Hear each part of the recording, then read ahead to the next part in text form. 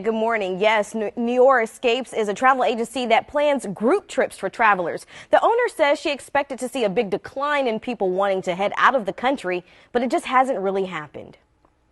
The Tuesday before Thanksgiving, more than 1 million people passed through TSA. And the Sunday following the holiday was the busiest day on record since the pandemic began.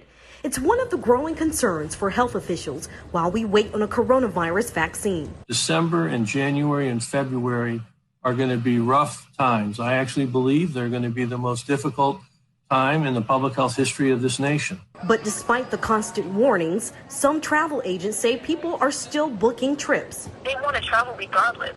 They're saying, okay, well, wear a mask, can distance by 6 feet. They're willing to do that as long as they can go somewhere. Anita Mitchell is the founder of Noire Escapes. Her company started as a travel blog and expanded to a full-service travel agency. She thinks the lax restrictions to enter countries like Mexico are the reason for the spike in travelers heading south of the border. With Mexico not requiring a negative COVID-19 test to enter the country, a lot of people are flocking to Mexico and the Caribbean in general. The CDC has listed Mexico at a level 4 risk category, which is the highest risk level for COVID-19.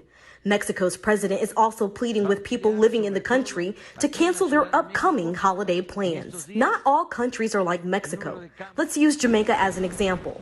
On their website, anyone over the age of 12 must prove a negative test from the last 10 days from a clinical laboratory to enter the country. Some of the other countries that do require some type of testing, people don't mind the testing as long as they can get out of the country. As travel fatigue sets in for many people, travelers are encouraged to look at all the restrictions before heading out of town. Well, as we approach the Christmas holiday, the CDC and World Health Organization suggest limiting travel and only spending time with those who live in your household. Meanwhile, Mitchell said that she's seen more travelers planning trips for late 2021 and 2022 in hopes that the coronavirus pandemic is under control.